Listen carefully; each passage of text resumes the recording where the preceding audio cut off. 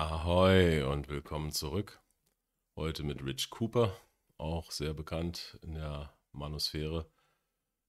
Kooperiert eng mit Rollo Tomasi. Eine Konsultation bei ihm kostet $1000, glaube ich. Dahingehend auch etwas umstritten, wie alle aus dem Umfeld eigentlich fast. Hat den Satz geprägt: Do the work. Also mach die Arbeit, arbeite an dir, was ja vor dem Hintergrund dessen, was wir wissen, ja wichtig ist, um selektiert zu werden, wenn es jetzt um Frauen noch gehen würde. Und Women wait at the finish line and take, um das falsche Wort nicht zu sagen, the winners. Ja, also Hypergamie praktisch nochmal anders erklärt. Ja, in der weiblichen Selektion auch klar, Männer müssen werden, Frauen sind. Und er ist halt ein reicher Unternehmer, der das hier eigentlich macht, eigentlich auch so zur Selbstverarbeitung. Hat eine Single Mom gehabt, die ihn richtig fertig gemacht hat. Das hat ihn zur Red Pill gebracht quasi. Zur Evolutionspsychologie. Ja, kerniger Typ, bäriger Typ, väterlicher Typ. Kann man mögen, kann man nicht mögen. Ich habe mir heute das Thema rausgesucht von ihm, Greenflags. Weil ja rote Flaggen sind ja bekannt, wird ja immer gern genommen, das Thema. Er beschäftigt sich mit Greenflags, die natürlich im engen Zusammenhang mit Redflags stehen. Er wird auch mal so beide Seiten erläutern. Ich dachte, ich mache mal ein Video von ihm. Mir wären jetzt nicht so viele gute eingefallen, die ich jetzt unbedingt gebracht hätte, aber das kam letztens und das wollte ich jetzt mal machen. Mit Untertiteln. Ich habe mich in Synchronübersetzung probiert und entweder ich bin heute einfach echt nicht fit und die technischen Lösungen und sind jetzt nicht so dolle. Hab viel rumexperimentiert und kläglich aufgegeben. Vielleicht mache ich es dann am anderen Tag nochmal in einem anderen Video und mache es weiterhin mit Untertiteln und ein bisschen erklären und erläutern, was mir noch so in den Sinn kommt. In diesem Sinne fangen wir mal an. Green flags. The green flags in women. What better quality women look like? Okay, so you can only identify these things once you've been run through the grinder in every way to Sunday sort of thing. So pay attention, okay? Some of these green flags, by the way, are going to be the polar opposite of the red flags. Ja, er sagt es gerade, es werden beide Seiten erläutert. Viele rote Flaggen hat man auch erst realisiert, wenn man selber durch den Fleischwolf gedreht wurde. Ja, da können bestimmt viele hier mitreden. Man muss es ja dann immer selber erleben, man muss selber auf die Herdplatte fassen. Like I talk about why you want to stay away from women with daddy issues in the book and why that's a problem. A green flag is Ja, die Daddy-Issue-Frauen, ja, das hatte ich auch schon mal erläutert. Es liegt relativ auf der Hand. Die Beziehung zum Vater ist das Wichtigste überhaupt. Wie sie zu ihrem Vater steht, wie sie ihn respektiert, wie sie ihn liebt oder nicht liebt, das überträgt sie eigentlich im Unbewussten 1:1 auf dich. Da kannst du eigentlich schon alles in der Vorschau sehen, was passiert. Und wenn sie ihn hasst, oh, naja. you want a woman that's got a good relationship with her father. If her father's around and she has a relationship with him, is it a good one? Does she communicate with a guy on a regular basis? Do they hang out? Do they have dinner together every once in a while? Does she speak highly of him? Does she speak highly of men in general? Would be another green flag, right? Does she like men? Does she embrace masculinity? Okay. These are all tied into, does she have a good relationship with her old man? Is he a good guy too, right? What does a family look like? Actually, before I continue, I should probably preface with a few things just to make it clear. If you want to be in a position to look for green flags and avoid toxic women and stay away from the red flags, you've got to do work on yourself first. Da ist es wieder, do the work. Ja, bevor du überhaupt losgehst und auf rote Fahnen achtest, musst du erstmal ein Typ sein. Also dich verbessern, kennen wir ja. Da ist ja auch was dran. Wenn man den Datingmarkt, den modernen so anschaut, hat er nicht Unrecht. Okay, like you have to be a man worthy of seeking out these better qualities in women and staying away from the toxic qualities, i.e. the 20 red flags in that free chapter that I talk about over there. Ja, stimmt. Es gibt ein freies Kapitel von seinem Buch online. Vielleicht gehe ich das im Anschluss an das Video nochmal durch, falls er welche vergessen hat. Das wäre eine gute Idee. You're not going to be in a good position to do that. I mean, if you're broke, fat, you don't have style, you've got terrible neck beard style going on or something crazy like that, you got to understand, guys, you got to get yourself sorted before you're going to be in a position to, oh, look, there's a nice green flag over there. I think I want to, get with her. There's quite a few here that I'm going to go through, but you get the idea. Do the work on yourself first. And I talk about in the book when you shouldn't and should date So you can get clear on those details. It's available on Amazon. Get it. Ja, also wenn du in keiner Position bist zu daten, psychisch, materiell, physisch, dann hast du auch keine Wahl. Das kenne ich persönlich sehr gut. Ja, ich habe alle roten Flaggen mitgenommen, glaube ich. Fast alle psychischen Erkrankungen. Von daher, ja. Ja, da muss man eben andere Skills entwickeln. Die kann ich ja dann hier mal zum Besten geben. Aber an sich sollte es so nicht sein. Ja, wäre natürlich schön, wenn wir alle HVM wären, High Value Man, was in der Manosphäre so ein bisschen lanciert wird. So als Karotte können wir nicht alle sein. Da muss ich gleich mal eine Generalkritik üben. Ja, das ist so dieser kapitalistische Grundgedanke, der in der Red Pill auch so ein bisschen drinsteckt. Jeder kann sich natürlich selbst verbessern zu seinen Bedingungen, aber wenn wir alle speziell sind, ist keiner mehr speziell. Ja. Es gibt immer eine Spitze der Pyramide, wie die auch immer aussieht. Ja. Deswegen hat dieses ganze Verbesserungsnarrativ, das kapitalistische auch einfach mal einen Deckel, würde ich dazu sagen. Ja. Du kannst aus Nerd keinen Chat machen in der Regel, wenn er die genetischen Grundlagen nicht hat. So, er kann natürlich Kohle verdienen und die Beta-Bugs-Seite bedienen. Aber gut, ihr wisst, was ich damit sagen will, hoffe ich. But I'm not going to talk about that in today's show. So let's get back into these green flags. The old man, good relationship. We talked about has an affinity towards strong masculinity. She likes men. She's got a good relationship with her father, that sort of thing. This is an important thing because you're a dude. And I'm assuming that you're a dude. Ja, das spricht einen wichtigen Punkt an. Man sollte sich eine Frau aussuchen, die ein positives Verhältnis zu Männern hat. Ja, und das im heutigen Klima, wenn wir uns den Feminismus anschauen und den Gender War, den Grabenkrieg. Wenn ich so diese unterschwellige Misandrie schon so spüre bei vielen Frauen, ist bei mir auch direkt irgendwo der Ofen aus. Das ist aber auch Zeichen der Zeit. Man muss auch bedenken, wenn man in die UrhG reinguckt, brauchen 80% der Männer eigentlich als nicht wählbar ansehen, also als Untermenschen quasi, die sie unterdrücken, in Anführungszeichen, muss man sich auch nicht wundern bei dem Narrativ. Natürlich die Vaterbeziehung spielt dann, aber wie er sagt, die größte Rolle. Dude of some, level of competence and skills, and you got your life together and you got your act together and you're more of a top shelf guy, leaning towards like a 1% sort of man. Ja, klar. Wie gesagt, werd dann 1% Mann. Ja, immer schön, um Kurse zu verkaufen, um Bücher zu verkaufen. Ja, okay, klar. Das ist halt die Leier, wo ich so ein bisschen kritisch sehe, dass es eben nur einen Rahmen der Verbesserung gibt. She has to have a good relationship with that, right? I'm coming at many of these assumptions from my own experience. So take it with a grain of salt. Some of these that I talk about over here, you may or may not be interested in. You may not even be in a position to seek them, depending on what your personal lifestyle choices have been.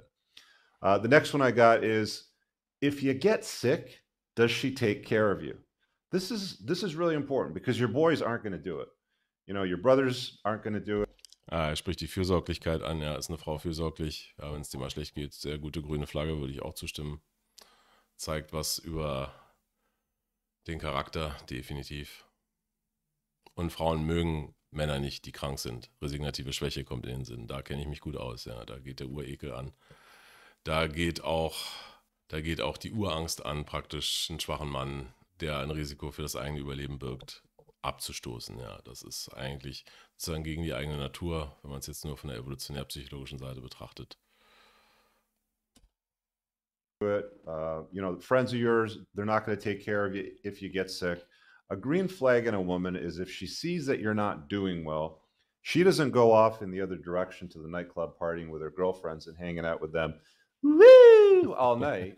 She's got your back. She'll go out to the drugstore and pick up what you need. If there's certain things that need to get dealt with that your boys or your friends probably wouldn't deal with just because the nature of, what's going on in your illness. A good woman, a woman with a clear and concise green flag, takes care of a dude if he's sick. Ja, also ich kann ihm nur zustimmen. Ich denke, ihr habt es mitgelesen. Ich muss es nicht immer alles wiederholen. Doesn't run off on him. She doesn't go ignore him. She doesn't abandon him in any sense whatsoever. Now, you're not going to be in a position to be able to ask her to help you out and take care of you if you're not a guy worthy of that. Again, if you're broke, fat, boring, incompetent, insignificant, all those things, chances are you're not in a position to say, hey, babe, I'm not feeling so good. You want to come on over and take care of me? This is what's going on in my life. She's going to be like, no, that's okay. I'm going to go over here and hang out with Betsy. Ja, wenn du da sind wir wieder bei der Redflag-Beziehungsthese. Wenn du keinen Wert als Mann für sie darstellst, wird sie auch nicht an der Stelle in dich investieren. Das ist ein guter Punkt, wo man immer merkt, wenn du Schwäche zeigst und sie noch zu dir steht, dann, ja, dann hast du eine gute sozusagen. Davon gibt es verdammt wenige, bin ich der Meinung. That's what's going to end up happening. So if you're a top shelf guy and she's not taking care of you, red flag, get rid of her. Top shelf guy and something goes sideways in your life and you need looking after for a short period of time, that's a green flag. Another green flag is she stays away from news, drama, cable TV, bachelorette type of shows, bachelor shows, all that crap. If she doesn't have cable, that's a good chick. That's a green flag. If she's not sitting around watching news all day or CNN or any of that nonsense, that's a green flag. If she's not constantly chasing drama on podcast platforms, like one podcast that I would say is a red flag is if you have her paying attention to like silly shows like Call Her Daddy, or what's that one with that porn star, the two girls in the kitchen, even though they're doing nothing in the kitchen that's related to making food, they just... Er spricht ein paar amerikanische Podcasts an und Kabelfernsehen, Nachrichten. Ja gut, die Mainstream-Medien sind ja meist feministisch geprägt, das will er wahrscheinlich damit sagen. Klar, das ist jetzt nicht unbedingt so toll. Insgesamt einfach auch Social Media, vielleicht kommt da noch dazu, das weiß ich jetzt nicht. Ja, ist klar, viel Social Media Nutzung ist sowieso die Red Flag überhaupt. Klar, Dopamin und so, wir wissen es. Klar, und auch Dramashows und so weiter, ne, die Außenvalidierung, wenn sie stark in der Außenvalidierung steht. Aber gut, das mit den Fernsehserien, da hat er jetzt seinen speziellen Geschmack, würde ich sagen. Würde ich nicht so kritisch sehen. Sitting there yammering away, stuff like that. Anything that's news, drama, gossip, bachelorette type of stuff, red flag, stay away from that.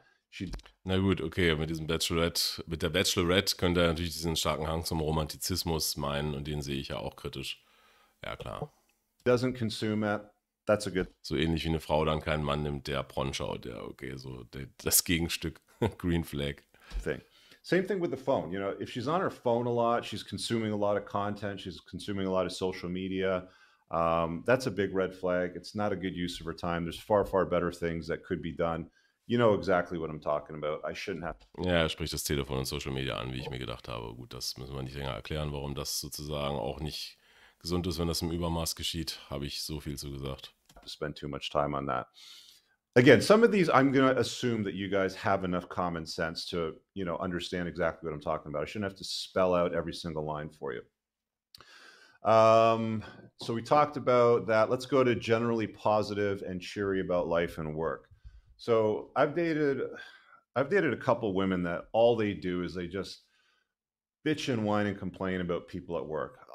Ja, also Frauen, die positiv ins Leben gehen und über die Arbeit reden. Und er hatte viele Frauen, die den ganzen Tag über ihre Arbeit jammern. Also klar, verdeckt narzisstisch.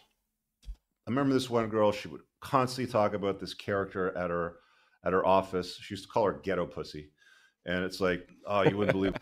Sie hat immer über eine Kollegin geredet, die sie Ghetto PUSSY genannt hat.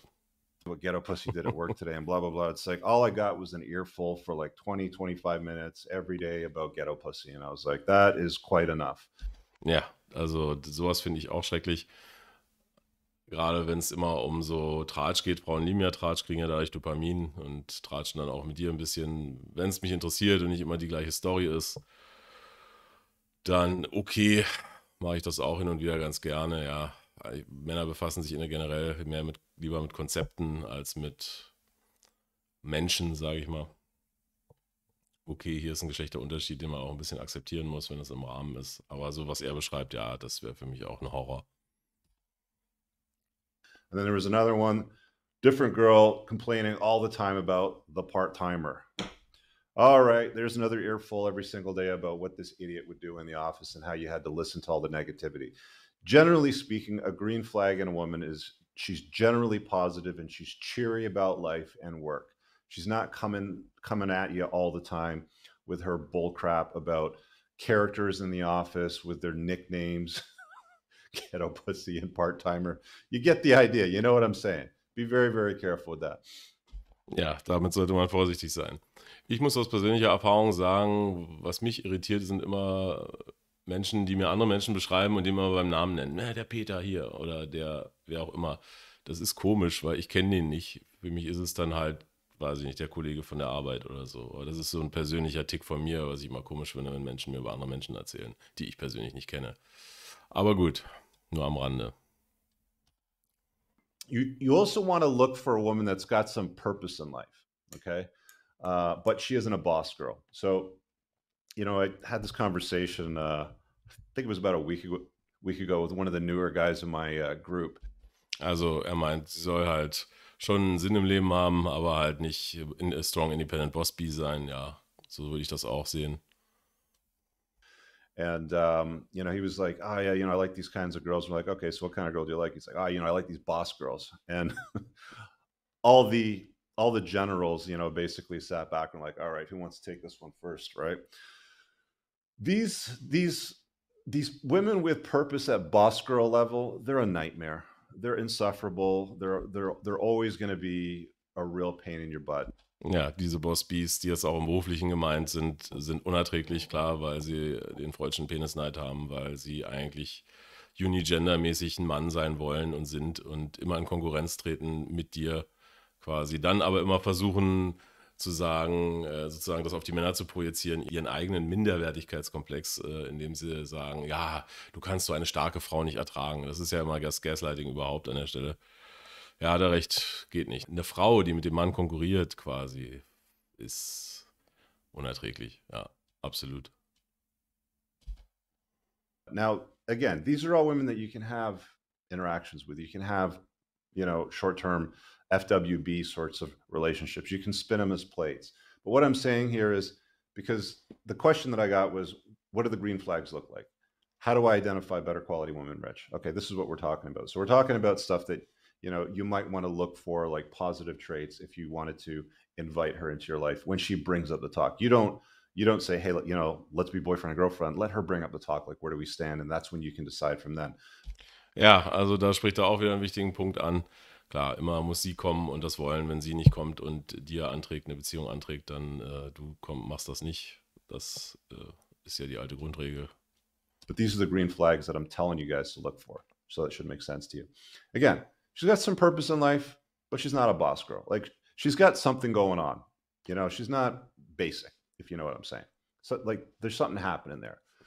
The next one after that I took note of is she takes ownership for her choices in life. Why is this important? Why is this a green flag? Because accountability and women are two words that don't usually go together very often. Okay. You see it a lot on. Ja, Frauen und Verantwortung, ja. Also, das ist immer ein saugutes Zeichen, weil es auch gegen die evolutionäre und neurologische Natur geht, Verantwortung für die eigenen Taten im Leben zu übernehmen. Für die Partnerschaftsentscheidung, hatte ich gesagt, habe ich noch sehr, sehr selten gesehen, dass das gemacht wird. Ja, wäre alles wünschenswert.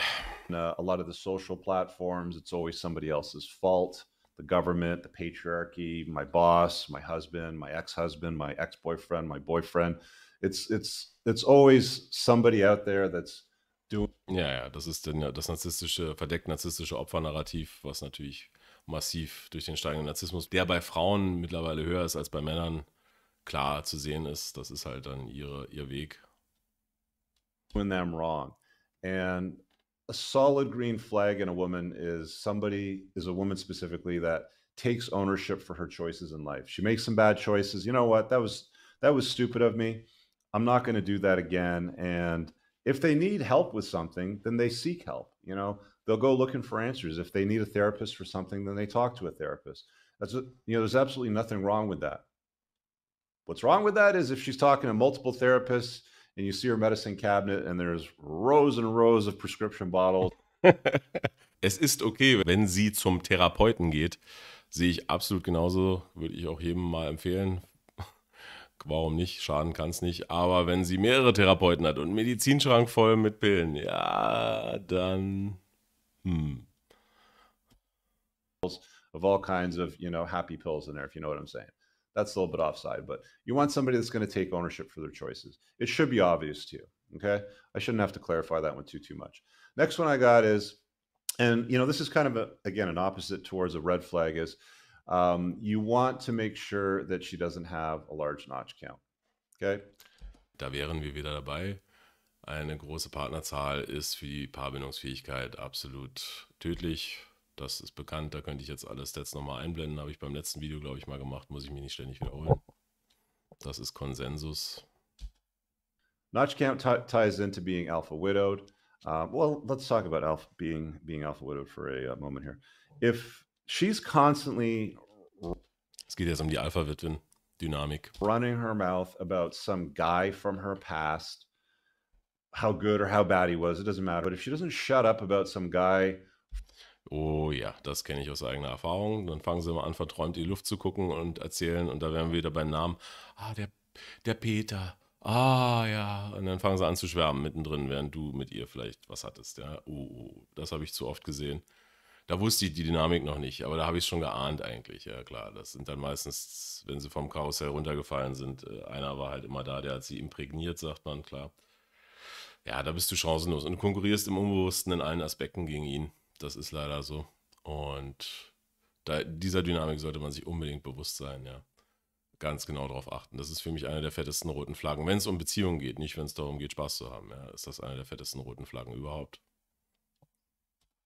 From her past, or tries to compare you to a guy from her past.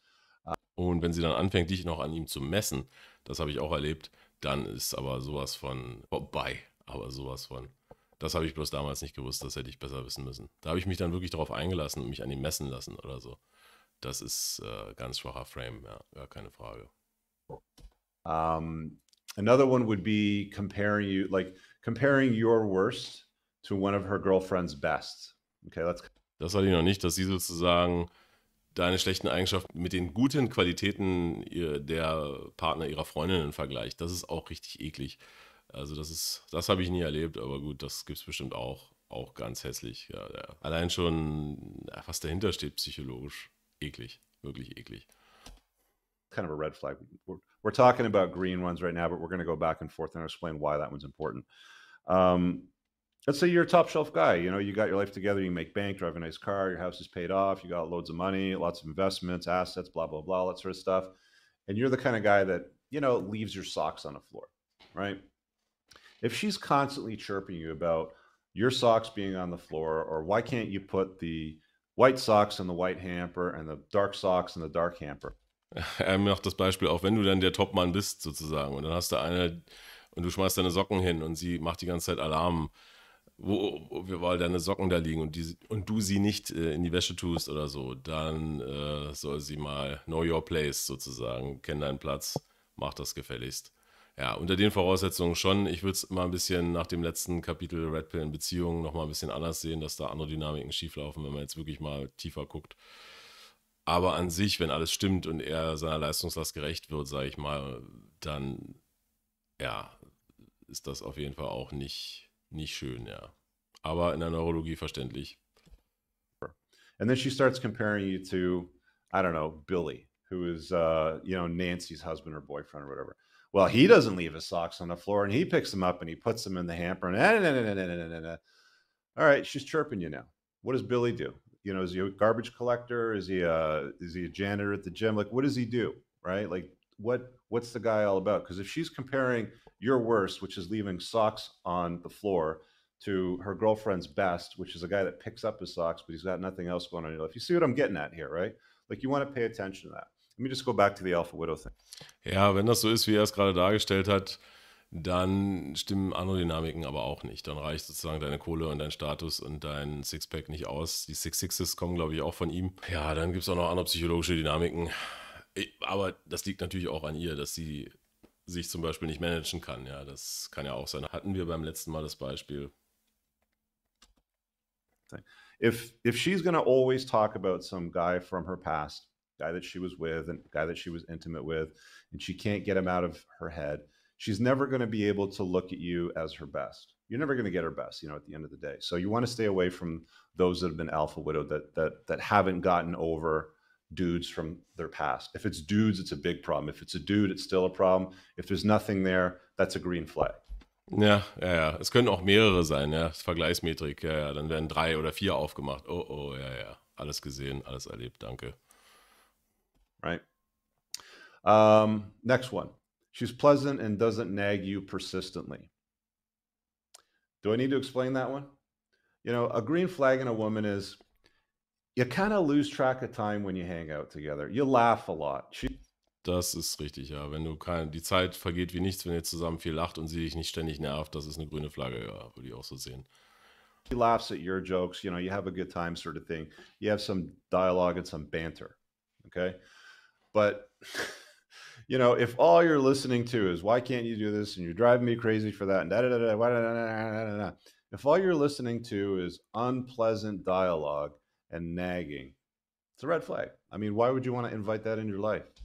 Ja, das ist absolut richtig, wenn sie sozusagen ihre eigene Psyche nicht im Griff hat und ständig nörgelt oder ihre eigenen Probleme mit an den Tisch bringt. Keine gute Entscheidung. You want somebody that's pleasant and doesn't nag you persistently. You see what I'm saying? Next one. You want a woman that's going to encourage and support your purpose. Eine Frau, die unterstützend ist für dich und deine Ziele, ja. Why is that important? Because you're a dude. You know, guys need to chase excellence. You have to have something going on in your world. Something. Anything. You know, the more significant, the more important it is, the more impact that it has in your lives and those of others, the better it is for you. And if she's going to encourage and support you being on your grind, that's a good thing. If she's going to get in the way of that, it's a bad thing. It's a red flag, right? So you want to see an obvious sign that she's not getting in the way of that. So i.e., let's say that you host events or you have to go to events, and there's certain days of the week that has to happen on. Let's say that it ends up falling on a day that you would normally see this lady. And then she's like, okay, cool, no problem. I'll just, you know, I'll meet you afterwards. You know, I'll see you at your house, or you know, just come over to my place when you're done. That's a green flag. You know, that's a good sign. But if she's going to chirp you like, Wednesday nights are our nights, no, you can't. Why'd you do that? And blah, blah, blah. That's a red flag. Ja, wenn sie dich nervt und dich sozusagen dein Leben nicht leben lässt, wenn du mal irgendwo hingehen willst oder so, dann ja, es ist definitiv eine rote Flagge, aber ich glaube, die Frau, die hier am Ende rauskommt bei den ganzen grünen Flaggen, die existiert nicht. Das ist meine persönliche Meinung. Ich würde ihm ja bisher in allen Punkten zustimmen. Aber find mal eine Frau, die nicht nervt, ja. Oder die Verantwortung übernimmt voll und so weiter. Ja, das ist alles schön und gut. Straight up, right? So look for somebody that's going to support and encourage your purpose, whatever your grind happens to be. Oh, I didn't talk about the notch count with the alpha widow part. So the notch count is really important. I talk about it in the red flag chapter in my book. Der Notch Count ist halt die Anzahl vergangener Partner, hat er ja schon gesagt. Again, you can get that over here. Jetzt will er sein Buch verkaufen, wie immer, ist ja auch hier eingeblendet. Here. Ich habe es persönlich mal angelesen. Ich finde es jetzt nicht so wahnsinnig gut, muss ich sagen. Aber für das einfachere Level, für so ein Basic-Level der Verständnis kann man sich durchaus geben. Er hat ja alles bei Thomas hier abgeschrieben, denke ich mal. There's a few different places in the book why I define why that's important. But a woman can't form a healthy pair bond to a guy if she's run through a bunch of guys. It's as simple as that. You don't want to, like, at any conflict or any corner, like if she's been through 50, 60, 100 guys, I don't even care. Ja, wenn sie 50, 60, 100 durch hat, und diese Modelle kenne ich alle, dann hat sie den 1000 Kacks, den 100 Kacks, da gibt es so geile Memes von, ja. Und währenddessen redet sie von Chat oder so, ja, dann hast du wirklich das Goldene losgezogen, ja, ist schön. Ich hätte es fotografieren sollen. You know, any number that is more than one is going to complicate more and more. It's just, you know, as a number gets bigger, the worse it gets. 50 is obviously worse than 10. 10 is obviously worse than 2. You get the idea. But if there's something going on and she's not digging it, she's going to bounce quicker if she's used to bouncing, right? Ja, da hat er recht, klar. Und das stimmt auch völlig. Diese Frauen sind es ja nicht gewohnt, mehr Paarbindungen aufzubauen, auch biochemisch nicht mehr, und psychologisch sind sie wahrscheinlich geschädigt. Und die hauen dann einfach auch schnell ab. Da kannst du keine Treue erwarten, auch rein von der Logikebene her. Ne? Muss ja gar nicht in die Neurobiochemie reingehen oder in die Psychologie, klar. Right? She's been through a bunch of guys. I'm out. Leave my crap on the front porch. I'm going to pick it up. I'm out of here. You know what the lyrics sound and look like, right? So you want a woman that's got a low notch count so that she's going to enter your frame and complement your life and not chirp you and nag you persistently and be unpleasant, all those sorts of things. A woman with a lower notch count is more likely to be a complement to your life, if you know what I'm saying. All right. She's active and she exercises. I mean, a lot of these that I'm talking about. Ja, also wenn sie trainiert und sich in Form hält, ja, absolut ganz, ganz wesentlicher Punkt. In welcher Form auch immer, auch wenn sie einfach auf ihre Ernährung achtet, würde ich sagen, reicht ja schon. Muss ja jetzt nicht die Fitnessgöttin sein, aber da hat er recht. Absolut. Zeigt auch, ob du obsessive, kompulsive Störungen hast. About here are things that I think about. You know, if she's dormant and sits around all day like this, and she's basically, you know, made out of like Jello, and Landwahl. it happens with bigger women. It also happens with smaller women. You know, you don't have to be obese to have horrible body composition, if you know what I'm saying. So a woman that's active and exercises should be important. It matters to me. It's up to you. It doesn't matter to you. Who cares? But I look at it as a green flag, right? Because I like to do shit. She's got culinary skills. This is important. I like to eat. Ja, sie kann kochen. Für ihn ist das wichtig. Er mag essen, ja, okay, klar. I don't necessarily like to prepare meals all the time. I offer things that women don't offer, right? Do I need to list them all? She better show up with some culinary skills, right? Because if she doesn't have them, what does she have to offer? You know, there's an old line that that an old friend of mine used to say, and he used to say that a woman's got a very simple job. If your stomach's full, she's got to keep your balls empty. Ja, der alte Spruch kommt in den Sinn, den Bauch voll halten und die Eier leer. Ja, so einfach ist es eigentlich. Wenn Frauen sich dann so einen Popanz aufbauen, was sie alles sein und machen müssen, es ist relativ simpel aus männlicher Sicht an der Stelle, ja. Auch wenn es ein bisschen Showy-mäßig ist, der Spruch hat eine gewisse Wahrheit. As simple as that. And, you know, you can decide for yourself whether or not you think that's right or wrong or offside. Doesn't matter to me. But to me, a green flag is a woman that knows how to cook. Most women today, they don't know how to cook, or they have terrible culinary skills. All that they know how to do is order Uber Eats, or they have one dish that they can make. It's very basic. So I look for a woman that's got culinary skills. She knows how to cook. She makes healthy meals. They're good. She knows what she's doing. That's what I'm talking about. I think that's important. Personally, I wouldn't bypass it. I think too many guys just like, it's okay. I'm just going to ignore that. We can just order food, or I'm a good chef. There's some guys out there that like to cook. I've got a few close friends of mine, a couple guys I know that have amazing culinary skills, and they just like to cook. That's fine. Me, that's not me. So, you know, you can customize these for you as you go, but it's a non-negotiable as far as I'm concerned. She's tidy and cleans up unprompted and continues doing so unprompted. Oh ja, jetzt werden alle Feministen aufschreien. Er will eine Frau schön, die gerne von selbst ein bisschen Ordnung schafft und das mag. Eine Haushaltswirtschaft sozusagen mag. Ja, das ist ja ganz, ganz böse. Das ist ja Teufelswerk. Er hat mal einen Tweet gemacht, damit ist er sehr viral gegangen, wo er meinte, was so, weiß nicht, 5, 6 Dinge, was eine Frau können soll. Kochen, putzen, keine Ahnung, nett sein.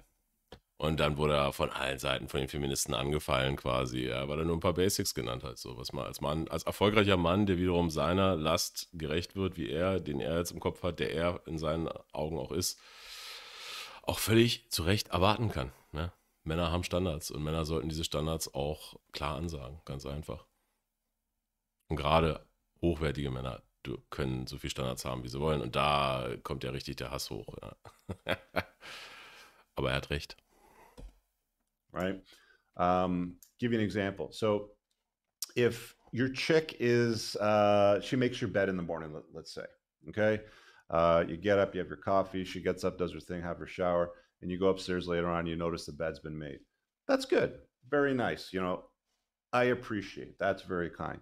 But if that starts to gets lackadaisical, you know, like, I don't know, maybe she's got something going on. She's in a little bit of a huff or a hissy with you and she doesn't make the bed. That's unacceptable. You want to see consistent behavior. You want to know that you can rely on her, because if you're going to invite her into your life over a longer term basis, you need to know that she's reliable and consistent.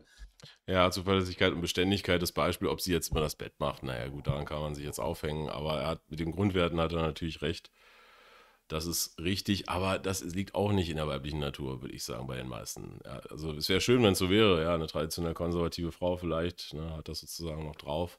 Aber es ist ein guter Indikator, um zu sehen, konsistentes Verhalten ist absolut wichtig, damit man sich auf die Person verlassen kann. Ja. Wenn man jemanden so nah an sich ranlässt, muss man Vertrauen ja auch schenken. Und da kann man es gut ablesen. An sich würde ich hier zustimmen.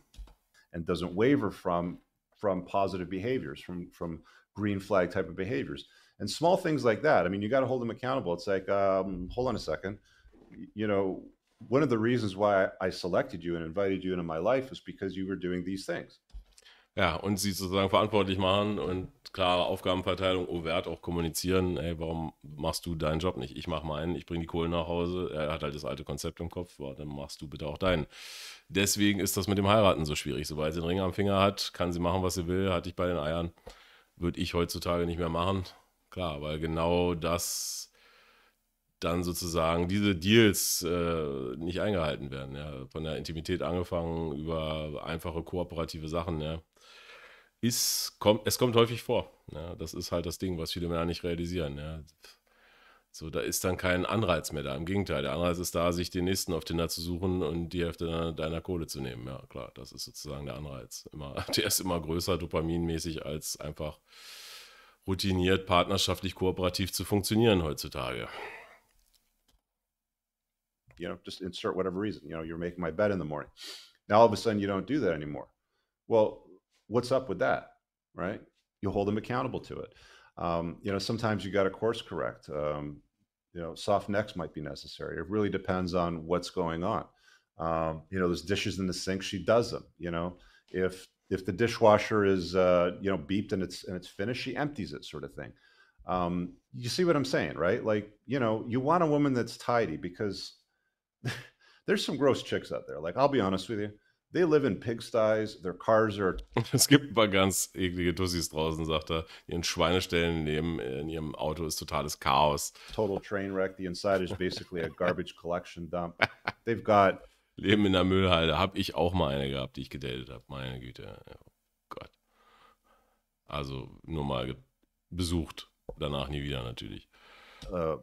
Like a frickin' zoo in their house and all these animals with hair and feces and Tiere mit Haaren und Kot und Pisse. Ja, in der Wohnung, wie andere, waren einige Katzen unterwegs und sie ging dann an die Schublade und öffnete die in so einem komischen Schrank in so einer mülligen Wohnung und holte dann ganz stolz aus der Schublade eine Tafel Schokolade raus aus so einem Müllberg und sagte, Mensch, die ist ja noch haltbar.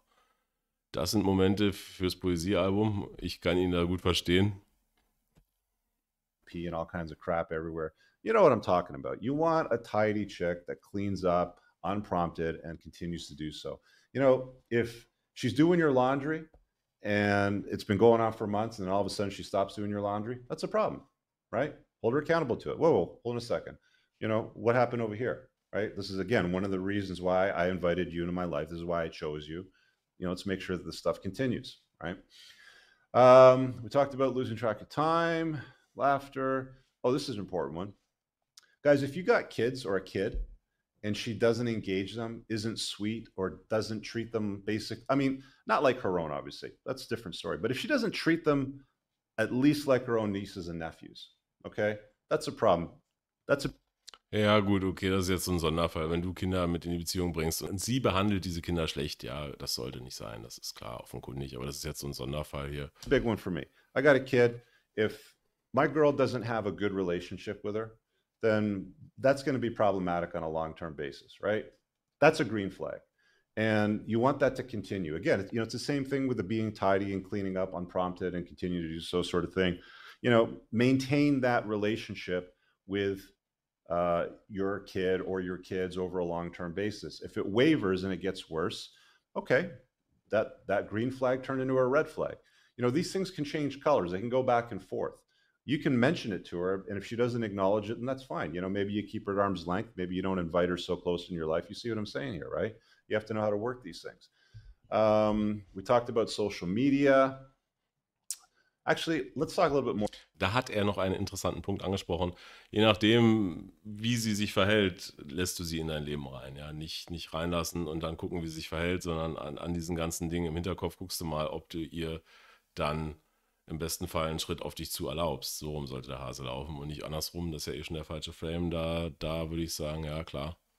Da war ich immer viel zu leichtgläubig und Vertrauensvorschuss und naja, da kommen diese berühmten Tendenzen rein, die man dann so hat. Vielleicht auch das Mangelbewusstsein und ja, davon sollte man sich ja nicht leiten lassen, absolut nicht. more about social media because that's one of the red flags. I want to talk about the green flag notion of it. She's going to use a smartphone, a handheld device, not for attention. She's going to use it to keep in touch with family and friends. If it turns into an attention device, notifications are going off. Like a green flag in a chick for me would be, she doesn't have any notifications on her phone whatsoever. Ja, das wäre mal eine grüne Flagge, wenn sie nicht mit der Welt vernetzt ist, nicht noch ihre alten Lover auf Facebook hat und irgendwo noch mal Tinder irgendwo unterinstalliert hat und ja, such mal schön, ne? Im anatolischen Bergdorf, so würde ich mal sagen. Er beschreibt hier sowas Idealtypisches, was glaube ich nicht mehr existiert in der heutigen Zeit oder so selten ist, das kannst du vergessen. Und weil alle Frauen auf die Bestätigung geil sind. Und wenn es eben nicht Dating-Apps sind, sind es halt Social-Media-Apps oder so. Und ach, darüber habe ich so viel gesagt in der Online-Dating-Reihe. Also ich bin ja da sowieso davon überzeugt, dass das gegessen ist an der Stelle. Also sagen wir mal, zu 80-90% der Frauen kannst du dahingehend völlig vergessen. Was er hier beschreibt, ist wirklich ein Einhorn. Ja, das ist 0,0 irgendwas Prozent, wenn wir jetzt mal alle Greenflags hier aneinander rein wollen. The only notification I've got on this phone is phone calls and text messages from certain people. That's it. And one other message group, which goes off, constantly if I need to know about it. But all other notifications from all other apps are completely silent. That's a green flag, for me and a chick, simply because she's not glued to that device. It's not like you have to use the smartphones to create and make money and stay in contact. That's really what it's for. But if it's a consumption device where you're always on it, it's binging and bonging and liking and da-da-da, and somebody said this and DMs and da-da-da, her phone's basically a box of dicks. She's going to be talking a lot. Ihr Telefon ist eine Kiste voller Gurken, ja, im Endeffekt schon, ja, wenn es ständig Bing, Bong, Bung macht, ja, klar, Social Media Addiction. A lot of different dudes. And I guarantee that you're probably going to have some problems at some point later on down the road. You know what I'm saying?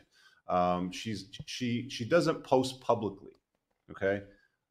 If she uses Facebook, there's Globe, which is Übrigens am Rande erwähnt, wenn sie anfängt, das Telefon andersrum auf den Tisch zu legen, dann ist der nächste schon gleich am Start. Ein kleiner Tipp an der Stelle.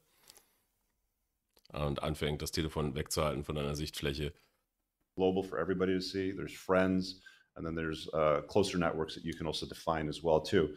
She's posting mostly in the closer networks. She's not posting globally. If she uses Instagram, it's private. It's not public. If she uses it publicly, it's because she better be selling something. Does she have a makeup line? Does she have a service that she performs? Does she have a product line that she sells? Is it part of a newsletter or something that's part of her business? You see what I'm saying, right? Like if she's going to use social media publicly, it better be for running a business, not for any other reason whatsoever. Okay, green flag. You understand? Ja, also wenn sie es für geschäftliche Zwecke nutzt, dann muss man das ja irgendwie heutzutage häufig so machen, dann ist das auch okay. Obedience. Obedience is important. Gehorsam. Oh ja, jetzt sehe ich einige Frauenköpfe explodieren. Gehorsam. Oh. Now, you're not a dog, Rich. That's not what I'm talking about. If you ask her to do something for the benefit of the relationship, because I'm assuming that's what you're talking about, right? Because she wants to be part of your life. And you ask her to do something for the benefit to protect it or to preserve it or to minimize risks and problems that might come the way of the relationship, and she executes on your instructions, that's a good thing. Ja, also wenn es um die Sache geht und um die Beziehung, dann muss sie auch deinen Anweisungen folgen können. Da bin ich an Bord. Ich bin von dem Modell Kapitän, erster Offizier überzeugt. Augenhöhe existiert für mich nicht. Rein evolutionspsychologisch nicht, neurologisch nicht. Ja, also Folgsamkeit ist schon wichtig, aber du musst natürlich auch ein guter Kapitän sein. Das muss man natürlich dazu sagen. Wenn du dein Schiff nicht im Griff hast, dann kann sie dir auch nicht folgen.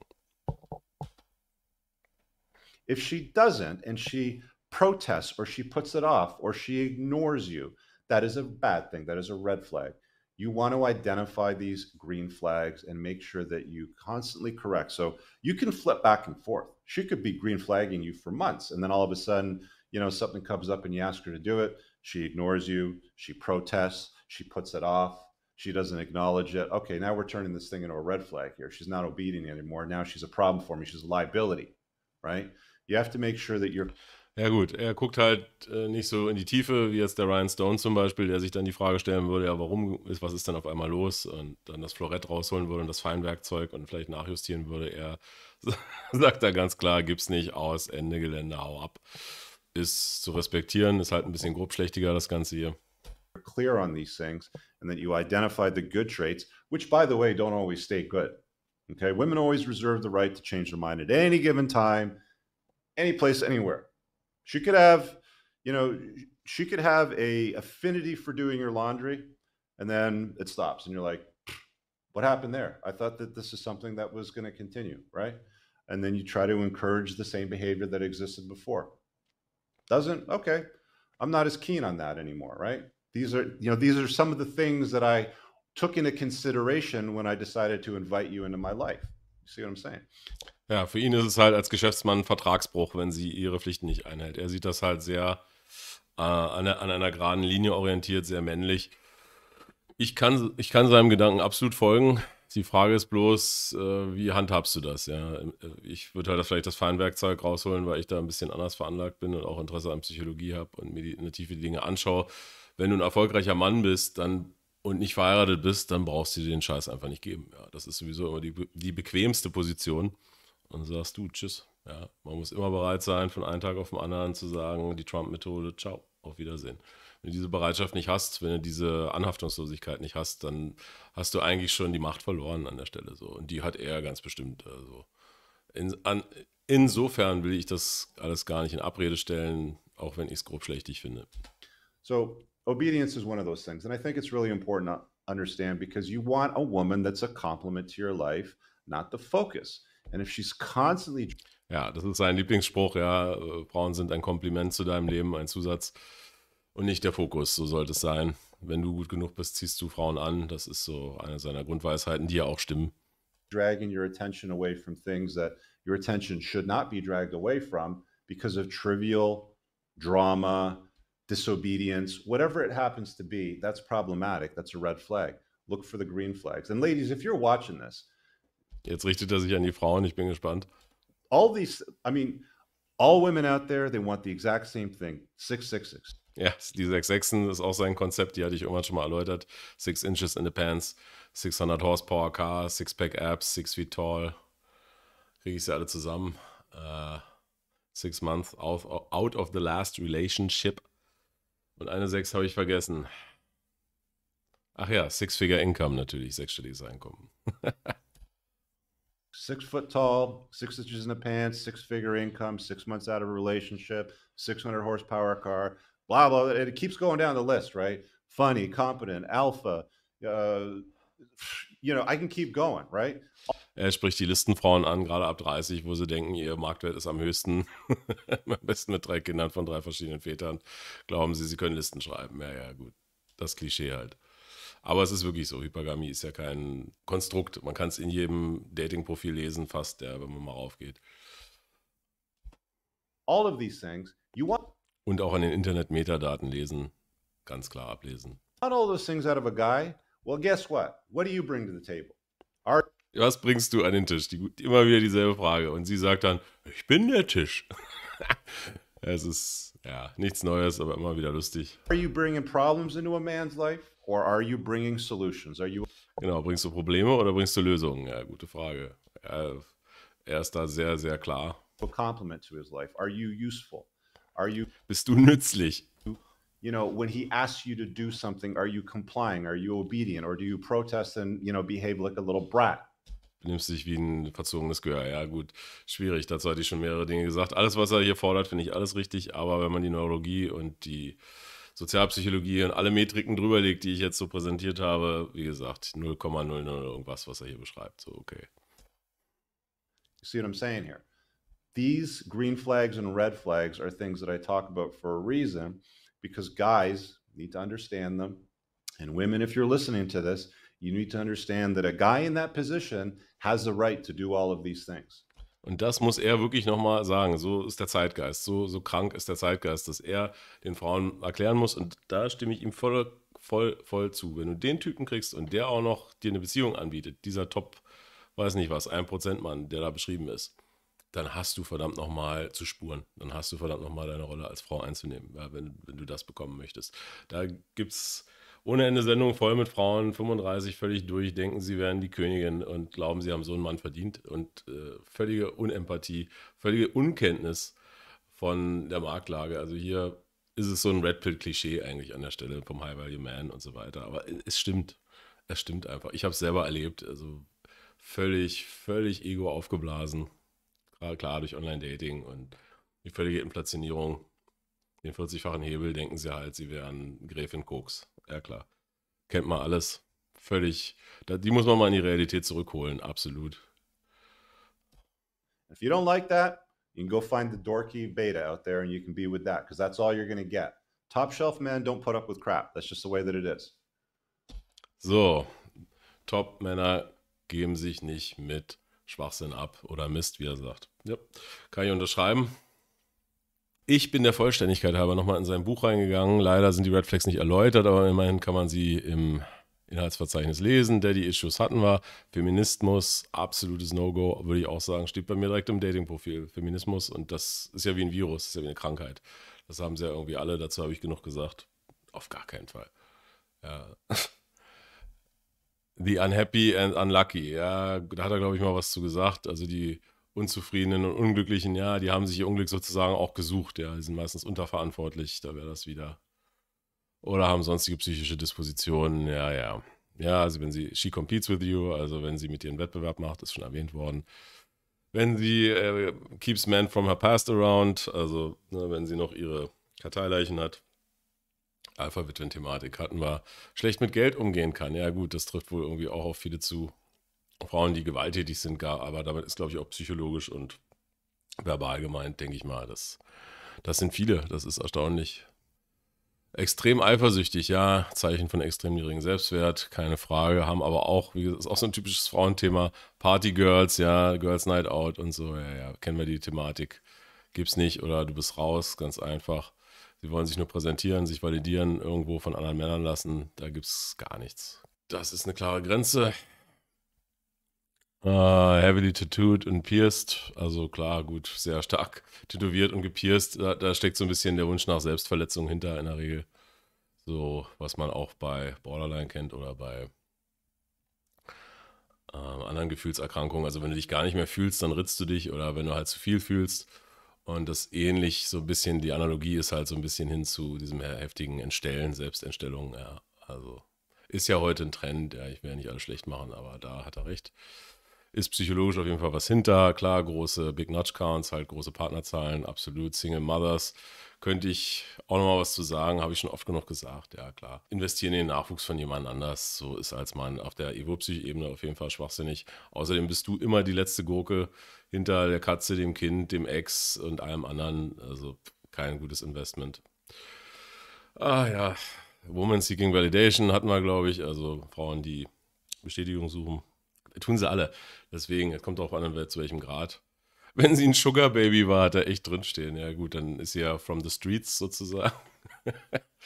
Ja gut, dann gut, musst ja wissen, was sie dann ins Haus holst. Das ist natürlich schon extrem.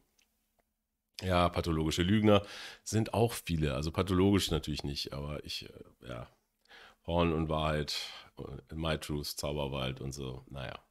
Baby Rabies, also wenn sie gerade ja, ab 28, wenn sie in die Epiphanie-Phase kommen und auf einmal schnell noch ein Baby wollen. Oh ja, kenne ich. Mhm. Hissy-Fits sind halt die immer nerven und aufsässig sind und pöbeln und sowas. Ja, auch ganz schlecht. Not being in control of the birth. Da weiß ich nicht ganz genau, was er damit meint. Also nicht in Kontrolle der Geburt sein. Also du sollst ja wahrscheinlich immer was über deinen Dingsbums ziehen. Ist ja okay, klar. Drama Queens, ja, sind sie auch alle oder viele. Alle ist immer natürlich nicht, alle natürlich nicht, aber sind viele, naja. Und Süchte, naja gut, Süchte sind generell so ein Ding. Ja, zu impulsives, kompulsives Verhalten ist auch meistens psychologisch bedingt, klar. Gut, damit haben wir das Ganze mal abgeschlossen. Mal Rich Coopers holzschnittartige Greenflag, Redflag Festlegung. Ich hoffe, ihr hattet einen gewissen Erkenntnisgewinn. Ich wollte das einfach mal machen, das Video, und damit endet meine Arbeit hier und eure beginnt jetzt. Ahoi und bis bald.